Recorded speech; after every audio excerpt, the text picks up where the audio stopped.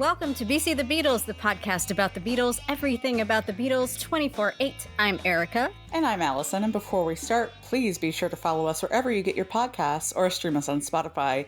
And if you're enjoying Because the Beatles, feel free to leave us a preferably 5-star review so other Beatlemaniacs can find us. Also, don't forget to follow us on Facebook, Instagram, and Twitter. We'll be posting videos, photos, and more from this episode and beyond. You can also email us about anything at all at bcthebeatles@gmail.com. And we're back, and it's going to be a freaking great episode today. Oh, I'm so excited about this episode. This is one we've wanted to do for a long time. A long time, yes. With our good friend, Caitlin Larkin. Yay!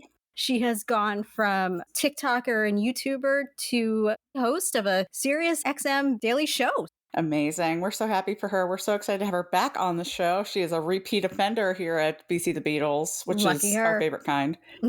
Lucky her. And before we get to Caitlin, we just wanted to chat about a few things. Hot off the presses, newsflash here. Ringo's tour is postponed. Boo. Yeah, thanks to COVID. Boo, COVID. We hate you. Crazy. I was just seeing people posting who had seen him at the Beacon in New York.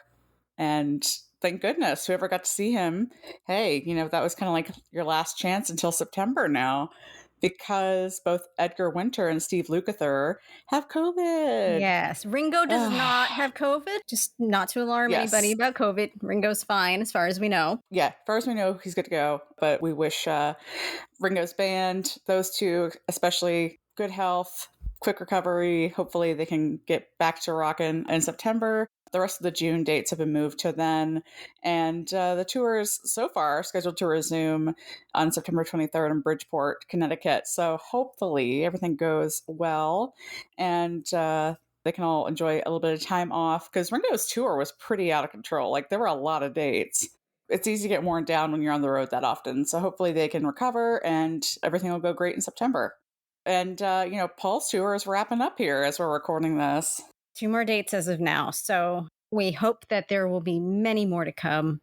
Yeah. Come on, Paul. Add some more dates. That would be amazing. That would be a great end of summer surprise. The U.S. would be great, but I'm sure that our Beatles friends in other countries are just dying to have a little Paul, too. Absolutely. They are. Totally. Now, since we're talking to Caitlin, I've been spending a lot more time than usual, listening to the SiriusXM Beatles channel. And one thing that they were doing kind of collided with something we were talking about a couple of weeks ago, in that they did a poll and asked their listeners to rate their favorite Beatles songs. And over Memorial Day weekend, they played the top 100 according to Beatles channel listeners.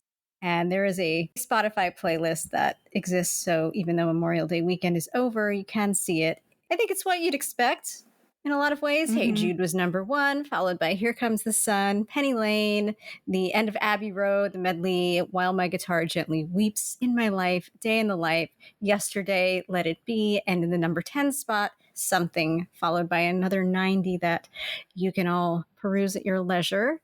And now that made me think about the ultimate Beatles song sorter that Allison found a couple of weeks ago and that we had done, and just how different our top 100 or top Beatles songs altogether differed, not only from the SiriusXM playlist, but from each other.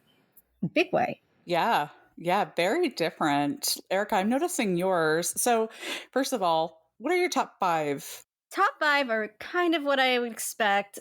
2 of Us, Mother Nature's Son, Maxwell's Silver Hammer, kind of a dark horse, followed by Martha, My Dear, and Dear Prudence. How about yours? So interesting. So mine are number 1, and mine were kind of what I expected. Number 1, And Your Bird Can Sing, which has been my favorite Beatles song for a long time. Number 2, Bad Boy from Past Masters. 3 is We Can Work It Out. 4, Rain. And 5, I Need You. And that all kind of tracks, I think, for my Beatles fandom, because I'm sort of in that pocket. I really love that pocket of the Beatles. You're real big into that 65, 66 almost transition period, like between Help and Tomorrow Never Knows. Absolutely. Yeah, my favorite Beatles album is Revolver, so that kind of says it all. And your list is much later than I expected, I think. Yeah, it all falls a little later than I expected too. I do have a couple if you go down to top 10, top 20 that are a little bit earlier, like If I Fell is on my list. I don't know, did we count one after 909 as early or late? I'm not sure. Ah, that's a hard one. I What know. do you like better? Their like earlier rendition anthology stuff, or do you like the later like Let It Be one after 909? I think I like the later one. Oh, there you go. Yeah, there we go. It Okay. tracks again. What is interesting, Erica? 17 on your list. I see Free as a Bird. Interesting. Yeah, I really like that song. And I think that it's interesting. And I want to know how you kind of chose, because it was always a battle between two songs. And this app kind of sorts as it goes along. So you keep seeing the same songs pitted up against other songs so that it can rank everything in a linear way. I was thinking about it mostly in between these two songs. Which one would I find more enjoyable if I came across it on a playlist? And Yeah. I like Free as a Bird. I mean, I think it's nice. It came out at a time when I was alive and into the Beatles. And so I think Hmm. too, it's got one of those, it's got an association for me above and beyond many of the other Beatles tracks. I could see that. That makes Yeah. sense. I think it's also number 25 on your list. And I'm not trying to like grill you here, but I'm so curious. And because I don't even remember this one coming up on mine, but you have the Come and Get It demo. I assume Paul's demo of that. I'm surprised it ranks so high for you. I mean, not surprising because it's a great song, but I think everybody else is more familiar with the Badfinger version, probably.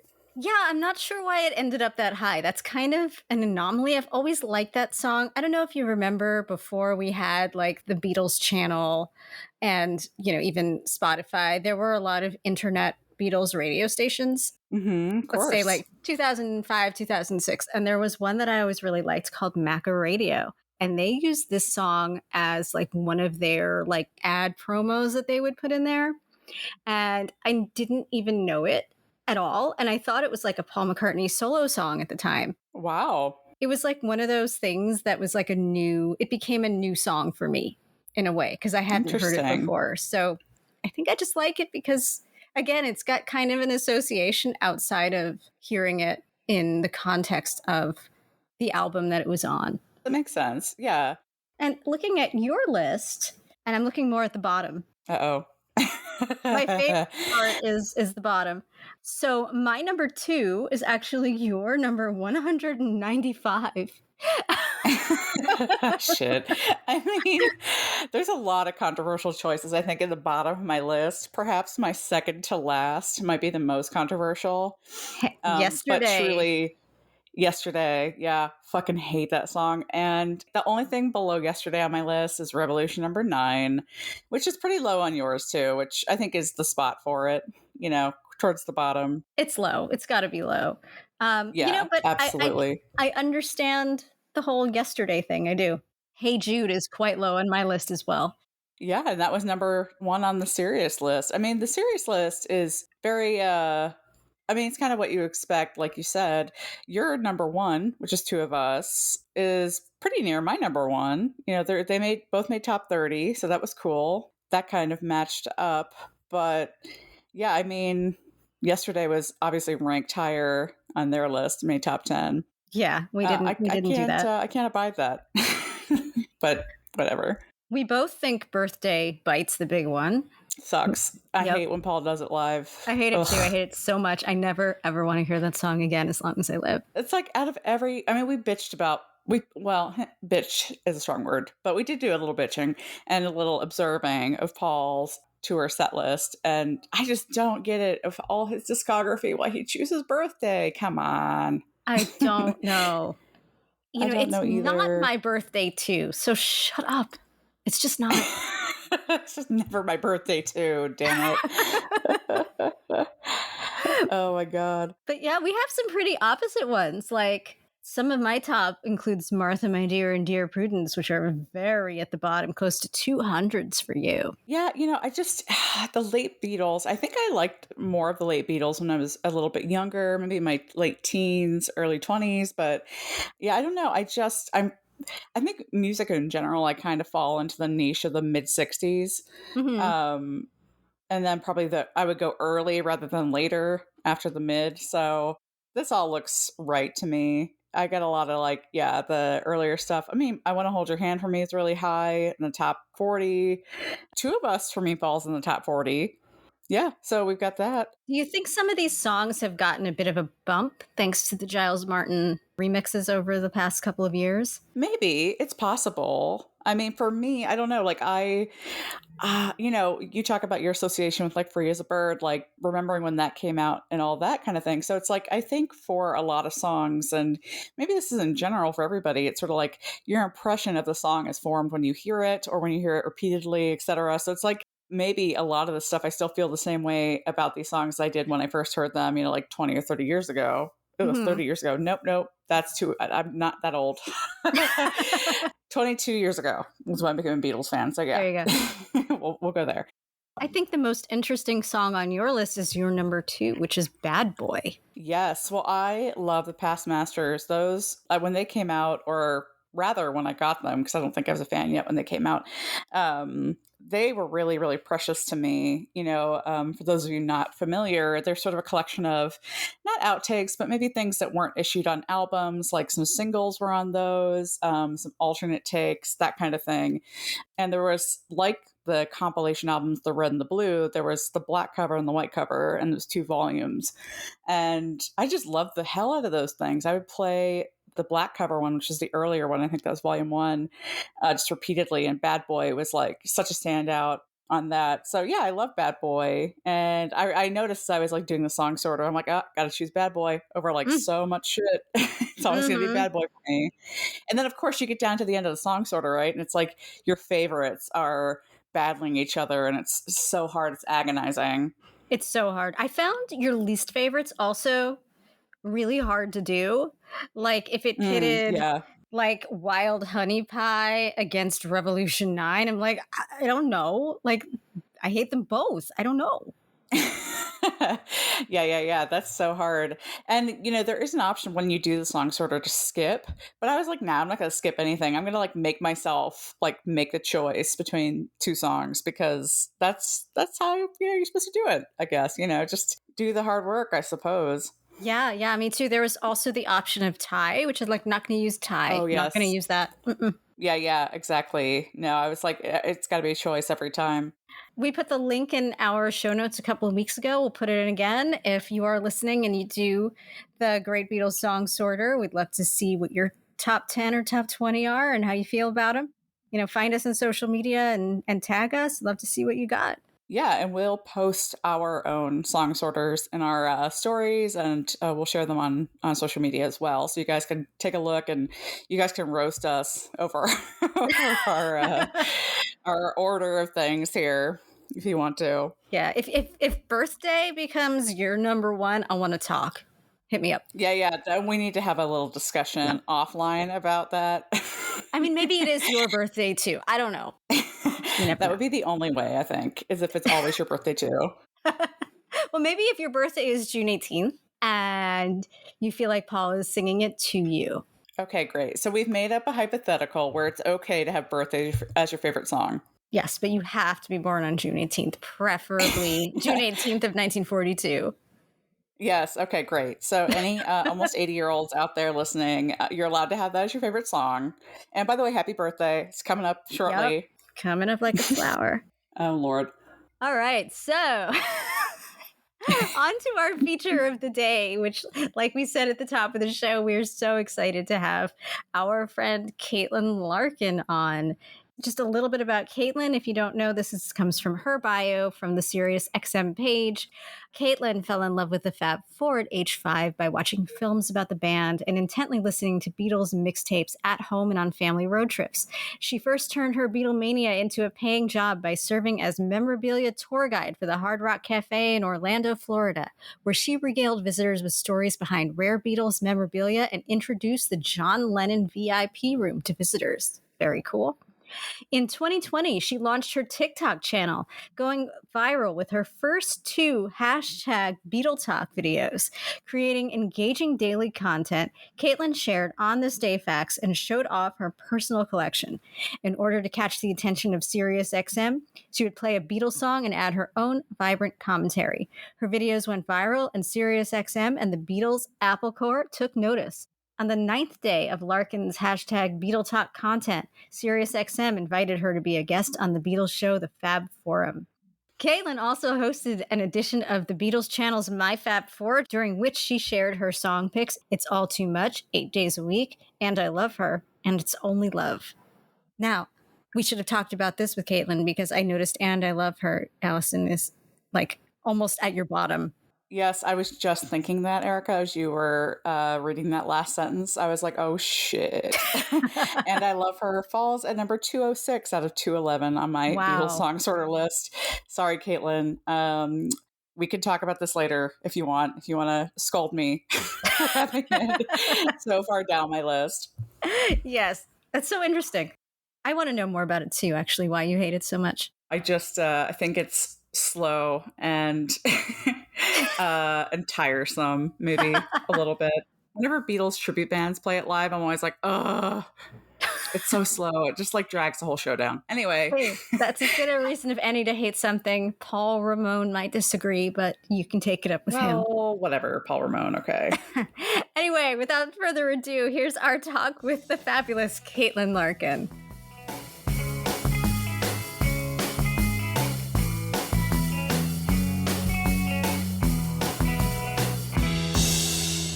Back again with Caitlin Larkin, and so happy to have you on our show. This is you are a returning guest. You were on our show 2 years ago, actually 2 years ago this month, for our 2020 Pride episode. So happy Pride all over again, and welcome. Thank you so much. Happy Pride, and I am so happy to be back. I mean, I love you guys so much, and so much has happened in the last 2 years. It's pretty crazy.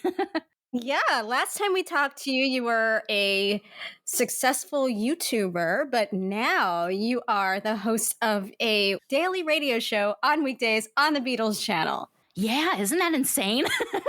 So exciting. So let's go back, way back a little bit first. How did you become a Beatles fan? I always like to ask our next gen folks about that. Yeah, so I'm a second generation Beatles fan. My parents are to blame. And the great thing is it's literally because of the Beatles that I am born. One of my favorite stories to tell is that when my parents met for the first time, that was back in New York in 1975 on my dad's 20th birthday. His friends took him out to a bar, and my mom was there. So he got, some liquid courage in him, decides to walk over and shoot his shot. And he goes, "You're the most beautiful girl I've ever seen. Can I take you out on Saturday?" And she says, "No." And he goes, "Why?" "'Cause I don't know you." And he's like, "Well, if you knew me, would you go out with me?" And she says, "No." So as soon as my dad turns around, walks away, something in his brain makes him turn around and go, "I bet you don't even like the Beatles." And my mom goes, "Of course I do." And that's it. Because of that, my dad got that date, and my brother and I exist. So I've always felt that they're a huge part of me because they are literally the reason that I'm here on this earth. Well, I guess nobody epitomizes the phrase "because of the Beatles" more than you do. You should be the third host on "Because of the Beatles." Damn. Kidding me? I would be honored. Yeah, I mean, thank God your dad wasn't like, I bet you don't like the Rolling Stones. That could have gone completely differently. Oh man, that would suck. Yes. For so many reasons. For so many reasons, yes. Well, that's so cool. And so you and your brother grew up in Long Island, which I know because we actually have one shared friend, I think, which is so random. Yeah, isn't that so funny? Like a normie friend? Yes. Wow. One of my brother's best friends is friends with Caitlin. I guess you went to school together before. Yeah, we went to elementary school together. What? That's so crazy. Yeah. It's so random, yeah. It's meant to be. We're meant to be besties. Absolutely. which I'm so Yes. happy Well, about. Caitlin, I think I met your brother before I met you because I met him at a fest like 10 years ago. Well, 2014, I think. Yeah. That was when I forced him to go to the Beatles Are Coming event because he was still living in New York at the time. And God, he's just the best big brother in the world. Like, what older brother would be like, I'm not going to do that. You're stupid. Just because you're in Florida and you can't be here, I'm not doing that. No, he literally like went to an event just because I told him to. Aw, that's so sweet. Yeah, I was at that event. That was really fun that day. And speaking of events, the two of you actually saw each other IRL recently, right? My Yes, God. we did. Yes, it was so exciting. I was like, I couldn't wait the whole day. I was on pins and needles. We met at the opening party, I guess, reception dedication thing for the Rock and Roll Hall of Fame's Get Back to Let It Be exhibit, which is on this summer. And we'll talk more about that on the podcast in a future episode. But yeah, Caitlin, you were there doing some really cool stuff. Oh my God. What a whirlwind of a day. I was literally there just It was like for hours long, but you like crammed in like weeks worth of work. I'm pretty sure. It was nuts in the best way possible, but I suffer from like major anxiety. So doing all of that in such doing all of that in such a crammed amount of time, like literally had me on edge the entire time. But it was fantastic. It was such a great experience. And to now say that, oh, I kind of work for the Beatles. They flew me out to the Rock and Roll Hall of Fame to go to the media event for their new exhibit. They had me go on the Volume channel to be interviewed by Alan Light and Mark Goodman, these legends in the music journalist world. And I got to sit down with Glenn Johns all in one day. Oh my God. It was unbelievable. And you have the photos and the video to prove it. And the video just went live. Yeah. Yeah, you're sort of walk through the exhibit. Yeah, so they're going to be making a bunch of little clips like that to post all over social media. And that was just the first little batch that they gave to me this week. And I can't wait to see more. But yeah, it was just unbelievable. I got to go to the Rock Hall before it opened to the public. So we had to be there at 6:30 in the morning. And the worst part is that my flight from Orlando to Cleveland kept getting delayed. And so I was originally supposed to be there at like 7:00 at night the day before. But my wife and I didn't end up getting there till like after midnight. So I had to get up at 4 a.m. to get into hair and makeup, which big shout out to the best wife in the entire world, my Angela. She's a professional makeup artist and she made me look fantastic. And I'm so blessed that I got to bring her with me because there was no way in hell that I was going to be on camera and not have my makeup done. That was not happening. Shout out to Angela, especially because she tried to help me fix my fake eyelash that was falling off. But I did not have the lash glue, but God bless her, she tried anyway. She tried. I've seen her on social media and she's got it going on. So you've got it covered in that area. Oh, yes, that's I do. For sure. I'm very lucky. God, you guys have the sweetest relationship. I love it so much. Couple does not exist. Seriously. So just backtracking a little bit. Yeah. So as a second gen fan, like we all expressed our fandom kind of in a different way than first gen. We did a lot of websites and fanfics and podcasts and all of this stuff. So what was your entry into the world of Beatles fandom communication, as it were? So just getting into the Beatles in general started at the age of 2. I mean, I just always remember having the music on, but I honestly got into them because of the movies. And of course, every young child gets introduced to the Beatles via Yellow Submarine. That was really my introduction. And then I have to thank my dad for this because most parents, I guess, would just be like, oh, you like Yellow Submarine? That's really cool. My dad was like, no, if you're going to watch this, then you need to see A Hard Day's Night. You need to see Help. You need to see every videotape, which included the Complete Beatles pre-anthology. Oh, the Complete Beatles was the best. I love that. I know, right? And I think it's of on course, YouTube, by the way. Plug. It is. And you know, I need to rewatch that soon. It's so good. You know who else loves that? Rob Sheffield. We also geeked out over the Complete Beatles when he was on. He's a huge freak for it. Oh, that is so awesome. I want to meet that guy someday. Um, and also the Imagine John Lennon documentary from '88. Yep, yep. And so it didn't matter. I'm a very visual learner. So that's how I really started to compile all this random knowledge. And then I want to say 1997 was when our family got our first family computer. And that's when you're like, oh, all right, what can I find on here? And so the only website that I really, really remember, and of course it wasn't the Beatles official website. They didn't even have one yet at this point. I don't know if you guys are familiar with it, but it was the BeatlesOnline.com. I kind of do. It was around that time too, Caitlin, that I got a computer at home and I started making shitty fan sites. A period of my life, which is very near and dear to my heart. I started with the Monkees and then I had a Beatles fan site. So I think I was like constantly combing for, back then it was like the same 3 pictures that existed. Yeah. So for anything new and different. So that rings a bell for me. Yeah, I wish I could describe it better, but I really just only remember that web address. But they had this part of their page where they had Beatles trivia. And you would literally have to type in the answer. It wasn't like a multiple choice or anything like that. That's how far back we were going here. And my parents had this Beatles quiz book. And I don't know if you're familiar with the Beatles quiz book. It has the 1967 Sgt. Pepper photo shoot photo on the front. I have it somewhere in my closet. And so I would use that book to answer the questions on the BeatlesOnline.com.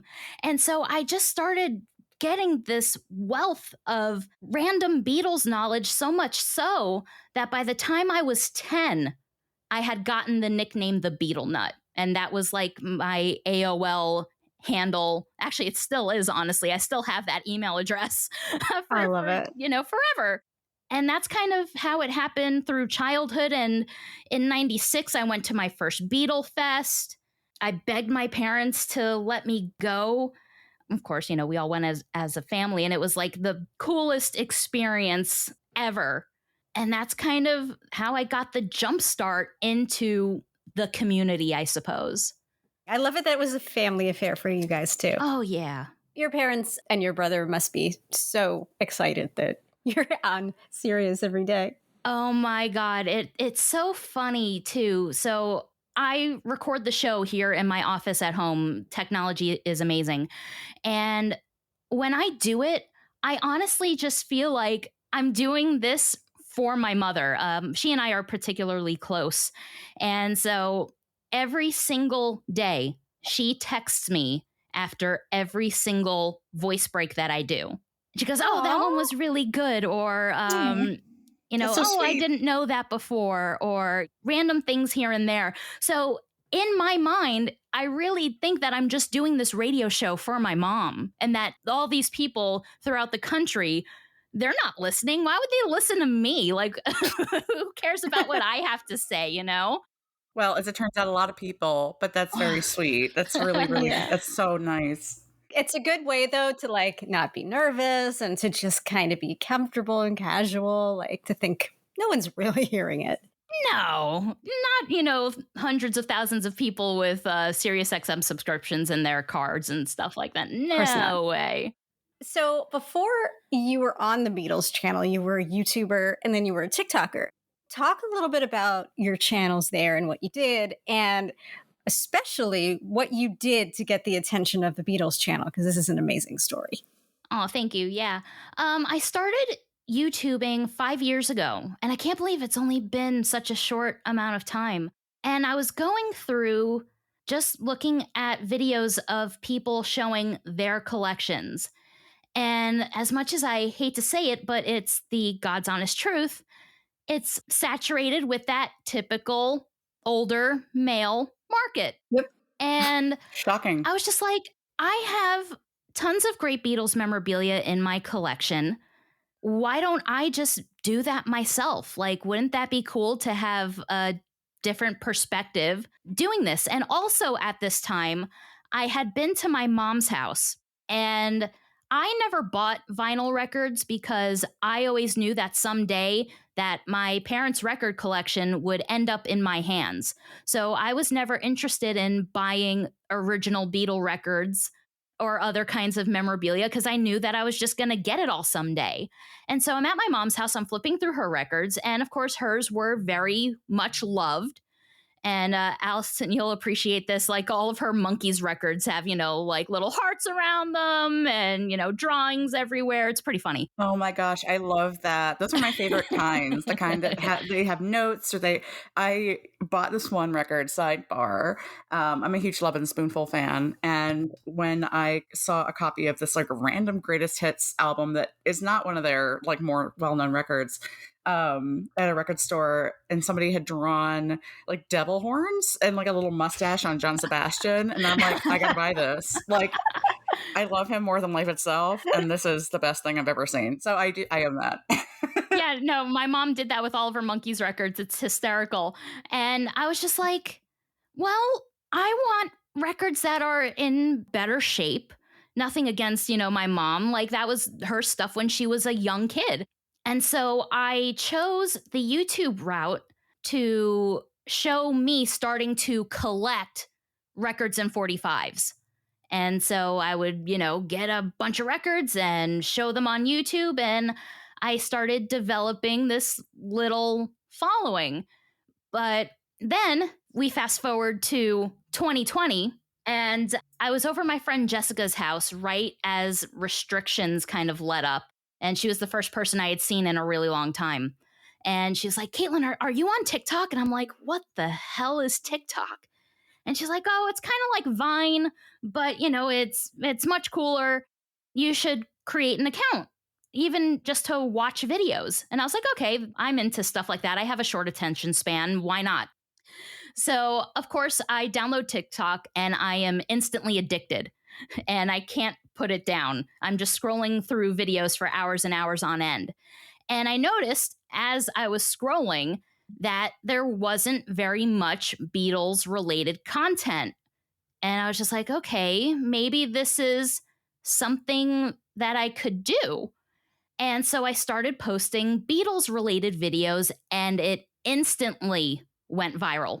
And I couldn't believe it. Like I had been on YouTube at this point for almost 4 years, and it took me forever even just to get to 1,000 subscribers on my page. And that happened within just a few days of being on TikTok. Damn. And I was like, okay, this is where I need to be. So I started doing On This Day in Beatles history videos where I would share what happened on that day. And I'd put, the green screen filter behind me and put pictures in the back. And I got thousands and thousands and thousands of followers and even more likes on TikTok. And people started reaching out to me, like Capitol Records was sending me Paul McCartney merchandise in the mail. And it was just like, wait, excuse me? For why? So it had been about a year of doing the On This Day in Beatles videos. And I was like, do I just keep doing it over and over and over again? And I was like, I don't want to. That's personally, for me, that's boring. I know that if I kept on doing it, it would have reached more people, like new people, and I would have gotten more subscribers, but it just wasn't fulfilling to me. And so I had come across someone else doing a video of dancing every single day to a Lizzo song until she would comment on the video. And I was like, that's really clever. What could I do that's like similar but Beatles related? And I dabble in the radio industry here locally in Orlando. I do commercials and traffic and weather reports and such like that. And at this point, the Beatles weren't on TikTok yet. And I was like, okay, so I can't really get the attention of anybody at the Beatles. But wait, I think SiriusXM has a TikTok. And it just clicked for me. I was like, I'll make fake radio breaks every single day until I get the attention of the Beatles channel. I love it. And it worked. So how long did it take? 9 days. That's it? 9 days. How appropriate. I mean, right? Number 9, Number nine, wise. 9. And so the funny thing too is when the Beatles channel started 5 years ago, yes, it is the 5th anniversary.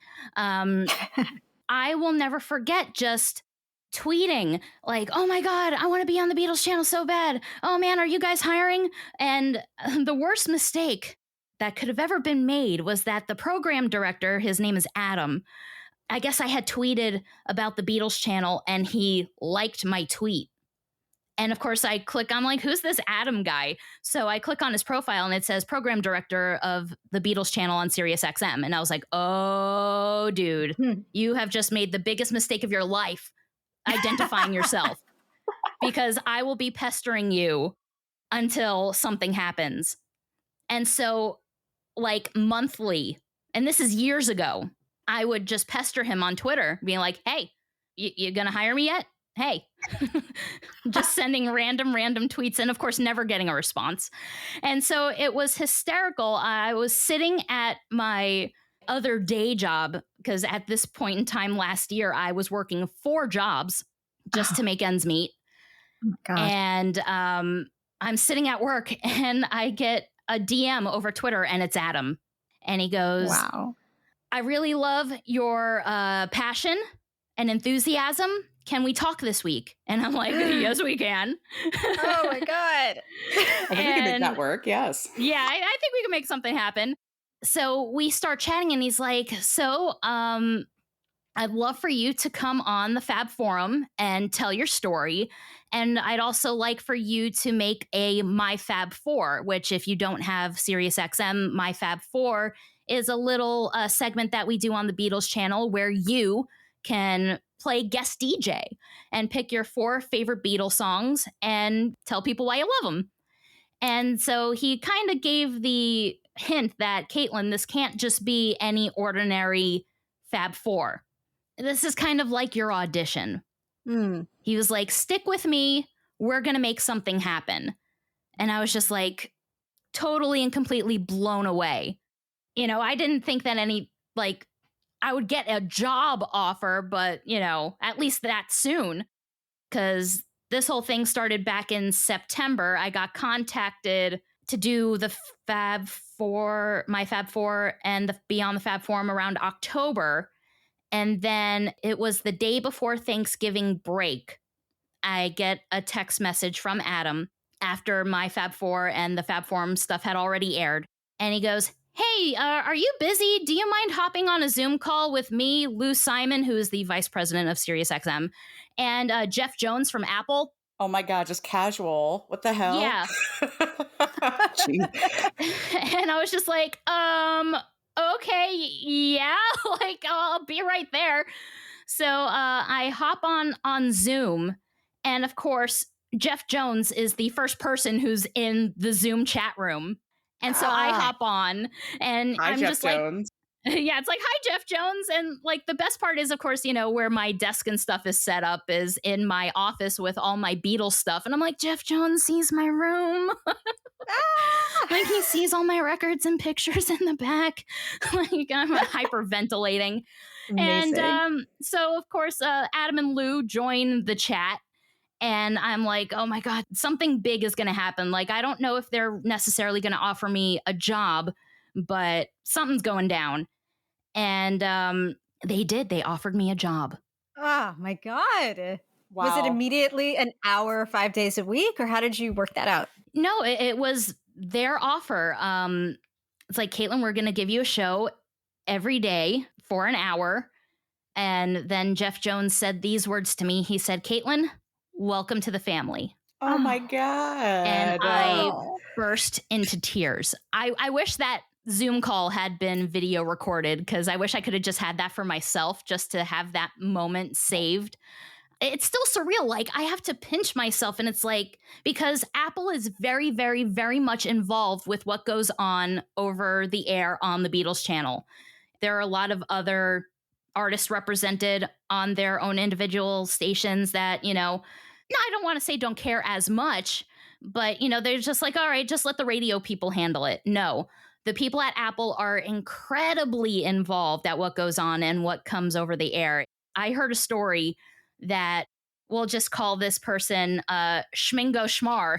Oh, sounds like a total stranger. Don't know who that could be. Was listening to the channel and heard a certain version of a song that Schmingo Schmar didn't like. So Schmingo Schmar immediately calls Big Boss Man and is like, you better get that off there. And it's like, so though, Ringo, Paul, Jeff, Jennifer, like all the people from Apple are extremely involved with what goes on in the day-to-day at the Beatles channel. That's amazing. And to your credit, this was such a whirlwind from YouTube to TikTok to Sirius to this amazing job offer to being in the family, which is like sounding very like mafia like, and right? I love it. I'm here for it. In a very good way. But like, I just hanging out in quote unquote the industry, and yes, guys, I sound like a huge douchebag, but like just hanging out with like some, rando people and also people within the Beatles community at large. It's like people were talking about you big time, and you really did make a splash and a huge impression. And I was just really excited because I'm like, that's my friend. Like, I know her and she's killing it. It's so awesome. So like, there's really nobody who deserves it more than you. And, thank you. You're exactly what the Beatles channel needed and still need, this breath of fresh air, this female voice, a younger perspective. Everything is sort of encapsulated in your show. Yeah, and your whole story, just getting there by social media, you approach them, you're making your own destiny. All of these things are just so refreshing. Oh, thank you. Yeah, it's definitely has been a whirlwind, and I know I keep saying this, but it doesn't feel real because it's me doing my thing, talking about the Beatles like I've been doing my entire life. And I don't pretend to be, a Beatles expert. I don't do that by any means. It's literally just me being silly, goofy, bratty me talking about the band that I love. Which is why it's so refreshing. I mean, personally, I don't want to hear somebody pontificating to me about what they think is the correct story behind a Beatles song. I don't want to hear it. And, having somebody who feels like somebody who's like me listening along with me, I think that's really fun. And that's a level of connection that, personally, I didn't feel with other Beatles channel artists before. Tell us a little bit about your show format. How do you structure 5 hours a week? Basically, radio secret. I get given the log of songs from my boss. And of course, I have a say in what goes into it too, but he's the big boss, he makes the final decisions.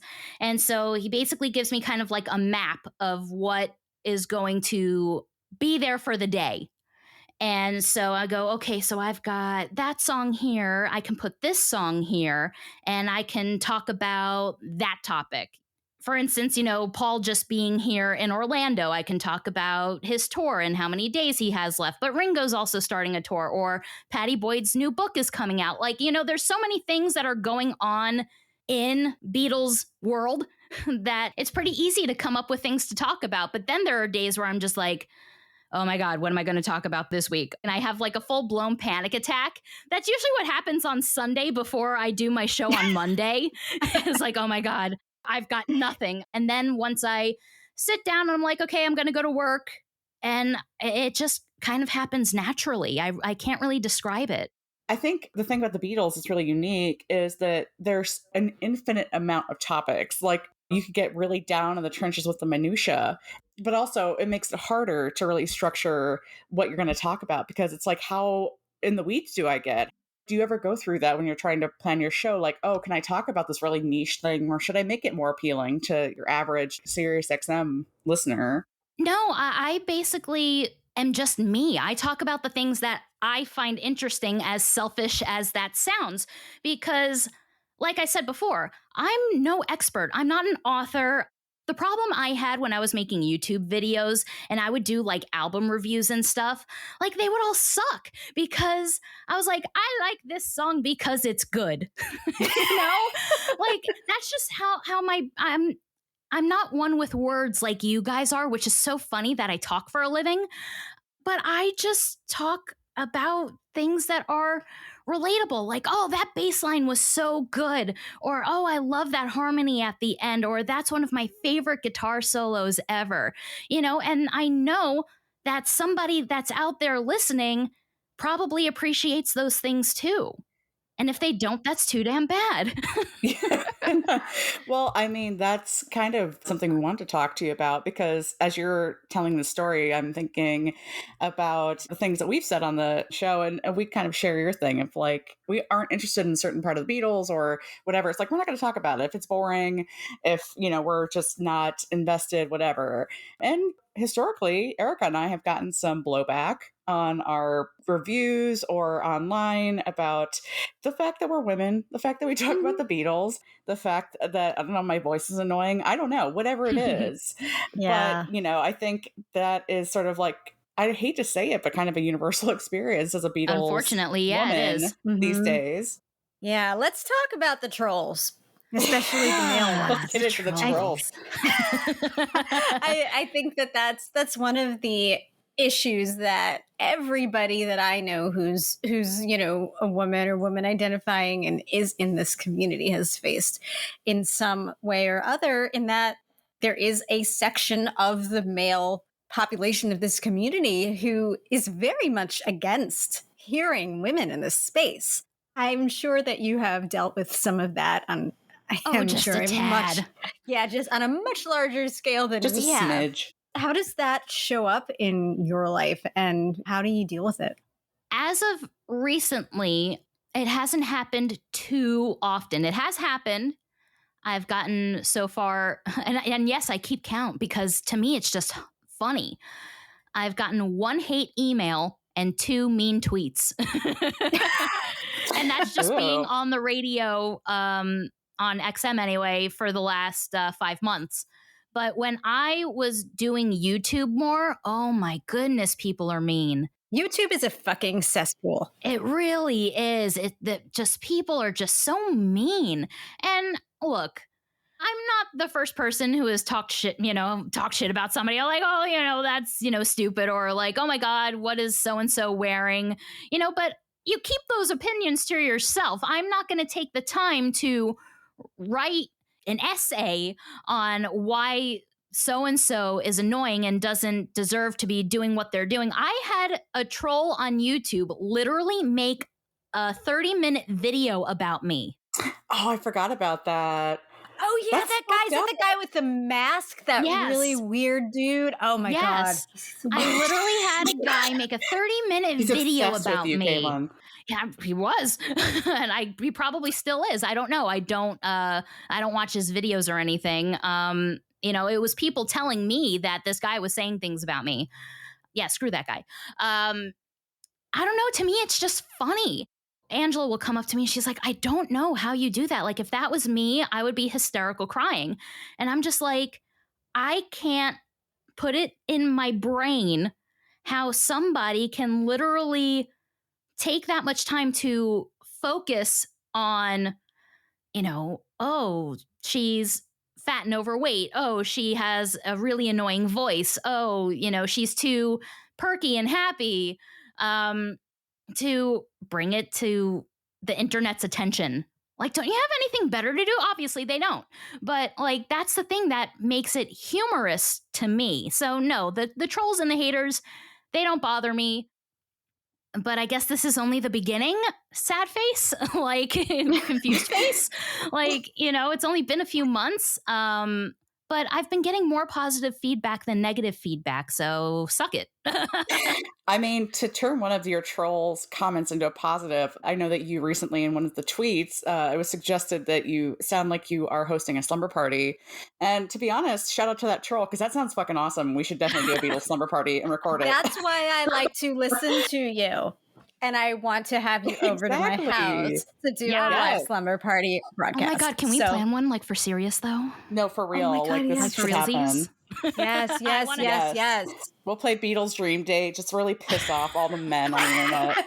We'll talk about, We could put Beatles movies on in the background. It'll be great. Yes. Oh my God, big posters, pajamas. I love it. Yeah, because girls weren't Slippers. doing that in the 60s. Come on. Like, that's another thing that just sets me off, is that was the target audience, was women. That's who was buying their records. Okay, I could rant about that all day. And as well you should. But to credit our friend Rob Sheffield, like, I think he was the first one who really brought it to light in my mind. It's like teen girls are the tastemakers. You know, they think the cool things are cool before the mainstream public does. So it's like we have a lot to credit those girls for in the first generation. And the fact that, you know, we're women and we're trying to keep that going. And we love the Beatles. We respect the Beatles. We know the Beatles. But we can also, like, fangirl about them for sure. Like, come on. Like, that's the fun part of this whole thing. The problems, according to these trolls, seems to come in when women start speaking and are more than just, passive admirers having our private slumber parties, is when we take our slumber parties to the airwaves or to video format and we actually talk, and whoa, intelligent things come out of our mouths. And it's just seems to be so upsetting to these people. I don't understand. Yeah, I honestly don't get it. And from when I was doing stuff on YouTube and TikTok to start, it was mostly through memorabilia and talking about things like that. And people failed to make the connection that I also was a Beatles memorabilia tour guide for Hard Rock International for 9 years. Like, I know what I'm talking about. Also sounds like an amazing job, by the way. It was fun. It was a fun time. What does the Beatles community mean to you? It's family. I feel complete when I'm around my Beatle family, because it just fills me with that same magic that I had when I was a kid, with mom and dad in the front seat, my brother in the back with me, listening to the mixtapes that my dad would make. It's family. Oh, that's so sweet. I've likened it to the island of misfit toys, where it's like, to the regular population, to Gen Pop out there, like the fact that, you know, because of who we are, our age, all of that kind of thing, it's weird that we love this band that broke up before we were even born. But yeah, with the Beatles community, especially like people like us, you know, it's like, we found our other weirdos. Like, we could be ourselves and they understand. Exactly, because being a Beatle kid in the 90s was so hard. Oh God, it was awful. It sucked. Like, you were the only one. You listen to old people music, like, oh, you're so weird. Or the classic, the classic that my school loved to trot out at me, Aren't They All Dead? That's a gem. Listening to a bunch of dead guys. Yeah. I mean, Monkeys and Beatles for me, it was like, Aren't They Dead? Constantly. It's like, and keep in mind, this was like, I became a Beatles fan in the year 2000, so they weren't even that old. Like, come on. Well, that's your chance to become totally insufferable. Well, actually, Paul and Ringo are still on tour. Yeah. And are still on tour in 2022. So unbelievable. Literally on tour. Which was one of my favorite things, Caitlin, recently in your social media, was just seeing you at the Paul concert and seeing you taking pictures with our other Beatle friends in person who were there too. Everybody was at that show. Yeah, no, everybody flew into Orlando. It was insane. Like, I live about 10, 15 minutes from the arena where Paul was at. And there are people from Chicago, here are people from South Carolina, like people from Maryland. It was insane. I guess that's the one perk about living in a tourist destination, is that people like want to come here. And so I'm sure you guys know, when you see Paul, he's like, oh, how many people are actually from Orlando? And I was like the only person in my section that was cheering.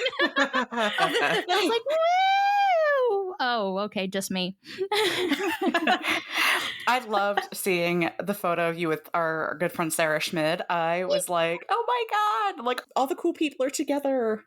It was funny because the first thing when she spotted me and I spotted her, she was like, Caitlin, I'll come to your sleepover. Hell yeah. We are going to have the most epic sleepover ever. It's going to be awesome. So how do you see this community changing as we become more and more a community of Next Gen fans? I can only see it getting bigger and better. Like, oh my God, these Gen Z kids? Yeah. They're insane. Yeah, talking about TikTok, it's like I'm obsessed with like some of the younger content. And shout out to Skylar and Layla on TikTok. And we've been talking on Twitter, and they have a new podcast, which is really exciting. But they kill it with their like Beatles modern AU stuff. They're so clever. So funny. I am not die. that clever, and I'm so jealous. Like, I wish my brain worked like that. Tell me about it. I love what these Gen Z kids are. I can't believe I'm calling them kids. It makes me feel really old. I love what they're doing, and I have a really good feeling about where the community is going to go from here. It can only go up to the toppermost of the poppermost. Totally true. It's really refreshing to see the creativity. It's amazing, actually. I can't imagine that in the 80s or 90s, people would have thought that the Beatles community would be this strong and growing in 2022 and beyond. Yeah, no way. I never thought in a million years that I would find friends that share this love and passion that I do for, like you said, a group that broke up before we were ever even born. It's amazing. And that's why, once again, I said it is family, because that's the feeling that I get when I'm talking with you guys and other Beatle people too. Oh. Where can we and all the other Beatle people listening hear and follow you, Caitlin? Yeah, so you can follow me on Twitter at Caitlin Larkin, or you can follow me on Instagram and TikTok at Caitlin Larkin 089. If you have emails that you want to send, you have requests or questions or anything, you can reach me at BeatleKate, CAIT, at SiriusXM.com. You're on every weekday at noon for an hour, is that right? Yes, Monday through Friday at noon Eastern, 9 a.m. Pacific. Thank you so much for spending time with us today. We are so happy to have you back on, and you are welcome back at any time. Literally anytime. I will gladly just be the third member of Because the Beatles, like I've been saying for the last 3 years. Well, you're very good at getting what you want. So yes. This is true. I weasel my way into some of the best situations of my life. That's a great skill to have. I have a feeling we'll be hearing you again and again here. Yay!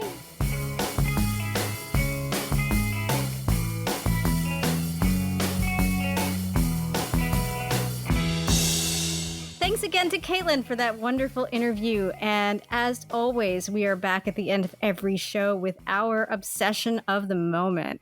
Allison, what are you obsessed with this week?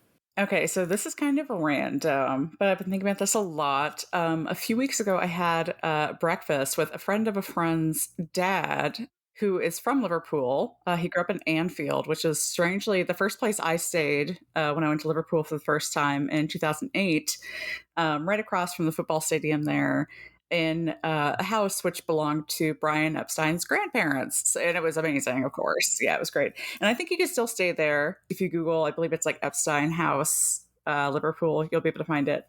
But he and I were chatting, and of course, he's of a certain age. And I was like, okay, so do you know a Beatle? Did you meet the Beatles? Did you see the Beatles? What's your association with the Beatles? So he was very kind and indulged me. He knew that I was a huge Beatles fan. They had told him. But he was very kind and indulged me and said, he did go to the cavern and he didn't see the Beatles. He went sort of after the Beatles were there, but he did see like the Mersey Beats and the Searchers and all these other amazing Mersey Beat bands. He saw Jerry and the Pacemakers, like who I love too. He saw the Foremost and the Big Three and all of these wonderful bands that if you're not familiar with them, please dig into the Mersey Beat scene. They're all so phenomenal. A lot of them did make it big. By the time that he was sort of going to the clubs regularly, there was about 67 or so, which, at that point, Liverpool had been picked out of their good bands. Everybody wanted to cash in on the Beatles' success, so they all went down to London and became famous if they were great. But, he told me about a couple bands I did not know, namely the Dennisons, which I think I had heard, but not really gotten very versed in, and the Hillsiders, which were a little bit of a latter era Liverpool country band. Oh. Yeah. And then I, in turn, told him about a documentary, which I would recommend to everybody here if you've not seen Some Other Guys, which is about a lot of those bands that came up with the Beatles that did not make it huge, which I think like the Big Three is one of the ones that got really featured in that. And side note, I mean, the Big Three were a huge Liverpool band, and it's kind of crazy that the Beatles were sort of upstarts and overshadowed them so quickly. And they really could have been huge. They have a great story. So please check that out if you haven't already. But yeah, I've just been sort of diving back into the Mersey Beat after talking to him, just listening to my Mersey Beat playlists and thanking my lucky stars. I got to see Jerry in Liverpool right before he died, perform. I'd never seen him before, and that was amazing. Yeah, so that has been my little obsession.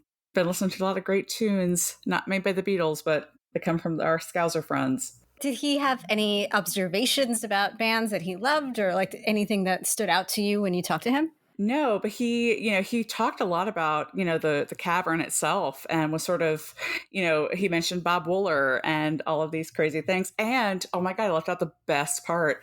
He said he talked to me about when he would go to NEMS, and I was just like, stop it. Shut your mouth. I can't imagine. I was, and I don't think he ever saw Brian in there, but he talked about, NEMS was famous for their little listening booths where you could go in and listen to records before you bought them.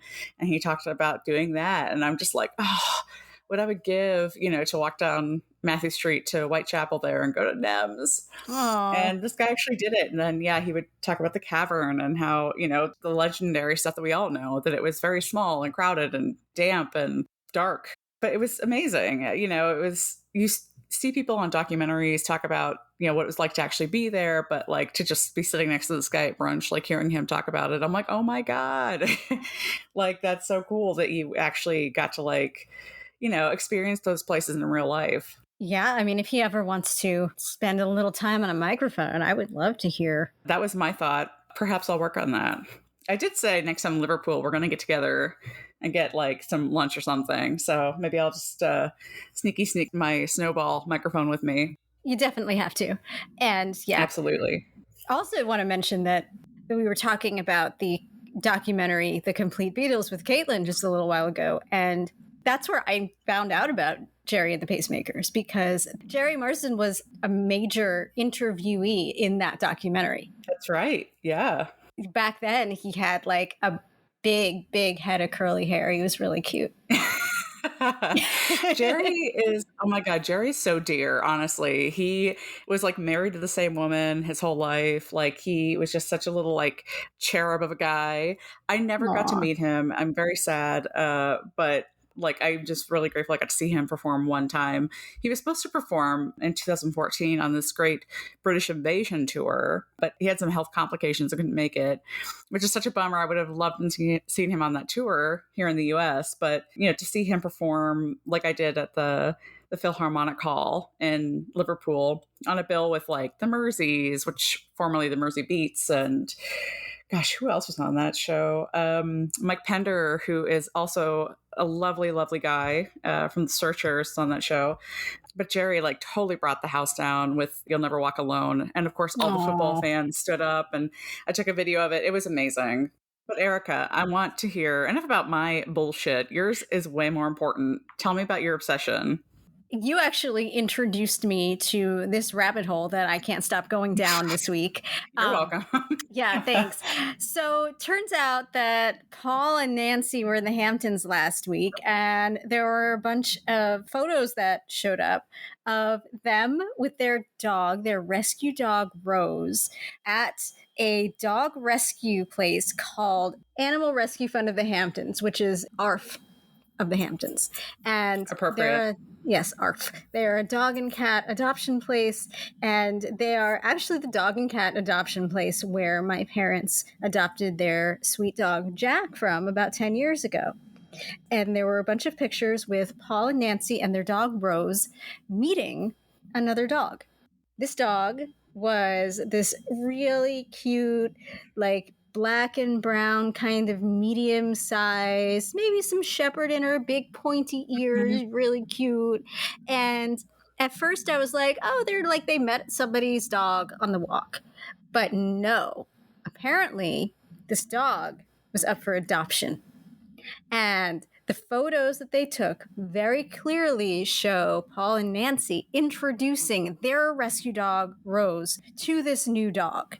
And the plot thickens. On the Art Hamptons Instagram, a picture of this dog, who we now know is named Snuffy, this cute little dog. Well, that's our best guess anyway. No, she was. I mean, if they're going left to right, as you should when you're scrolling, the leftmost picture would be Sunny. Then we have Harlem, and then the third picture is Snuffy. And so Snuffy, this cute little dog, they announced that she was adopted this weekend. Now, they don't see by who. Some of the other photos of adoption show their new owners with these dogs. We don't see any of the owners. They don't say who adopted. But I have been trying so hard to find out if Paul and Nancy adopted this new dog. So a dog for Rose, a dog sister for Rose, named Snuffy. I need to know. I need to know immediately. I need Paul to announce his new family member on his Instagram. And I swear to God, if Paul McCartney ever comes on this show to be interviewed, he will get questions that he has never gotten before. Because all I'm going to do is ask him about his dogs. Like all of his dogs, like historical dogs. Like I want to know about Lucky the Dalmatian, obviously Martha. I want to know about his cats. I want to know about the kitten on the wedding day. I want to know about all this shit. And we need to know about Snuffy. If Snuffy is now Snuffy McCartney, we need to know. I've been searching every possible combination I can find that might give me more photos. Obviously, like the Daily Mail and a bunch of trash newspapers have written articles off of the photos getting everything wrong. I'm like, none of this is right. You don't know what you're talking about. All they were talking about what they were wearing anyway, but whatever. Nobody gives a fuck. Nobody gives a fuck. Unless we're talking about what the dog was wearing, which in this case, Snuffy was wearing a pink harness. Well, the same pink harness as the supposed Snuffy in the Instagram photos, too. So that was also a clue. Yes. This is definitely the same dog that Rose was sniffing around. And I want to know, did Rose approve? In the sequence of photos, too, one telltale thing that this was, at least for me, that this was a dog meet and greet is you see the leash on quote-unquote Snuffy passed from the woman there who looks like, she's a dog rescuer. It gets passed to Paul, and Paul is holding it. So it's like, okay, what's happening here? Paul's holding the new dog while Nancy is holding Rose, and the two dogs are Rose's leash, and the two dogs are sniffing around each other. So yes. Yeah, it just seems like an adoption situation. You don't bring your dog to an adoption event unless there's a reason. We need a photo of Paul walking away with the new dog, and they're all like walking together, and then it's like, oh, adoption complete. Yes, exactly. Please announce your new family member. I've been thinking about this a lot this week too, Erika. This is pretty much my obsession. So our text chain was off the hook about this dog situation. My whole thing I was urging you to do is call ARF, but they probably won't tell us anything. So yeah, if you are affiliated with ARF and you know anybody there or you volunteer there and you know anything about this, please at us. We will keep it anonymous. It's an anonymous tip line. Our Instagram. We need an anonymous tip line. Yes, our Instagram DMs are an anonymous tip line always. We will not expose your name. We're very good at keeping secrets, okay? Yeah. And, Paul has had a really long affiliation with ARF, actually. As recently as 2017, he was part of a silent auction that raised funds for the organization, where the prize was like a pair of top seats with a meet and greet and dinner backstage with Paul for his September concert at MSG. Okay, so why didn't we fucking do that? I did not know about this. I did not know this was a thing. If I had known it was a thing, I probably would have looked at the website, saw that people were paying thousands and thousands of dollars and then been sad. But, Paul never does like meet and greets are not his thing. No. You know, you can get the hot sound package and you can go to a sound check where you're like way behind the mix table, like back, but you don't meet Paul. Like that's a special thing. Good long history with Arf. He, I hope, has gotten at this point 2 dogs from them. As far as we know. Well, as far as we think we know, 2 dogs. Yeah. But again, Paul, we have questions. We don't hear you answering these questions anywhere else. We need to know. Literally, Paul, if you come on, we could probably forego questions about like your various bands, your music. We don't really care, but we would like to talk to you about your pets. Yeah, fuck that. Let's talk about dogs. Exactly. Well, on that note, thanks for listening to BC the Beatles. I hope you like dogs. You better. As always, subscribe at iTunes, Apple Podcasts, or wherever you're listening right now, and give us a rating and review so other Beatlemaniacs can find us. And please be sure to follow us on Facebook, Instagram, and Twitter. We'll be posting photos, including photos of Paul and this dog and Rose. Yes.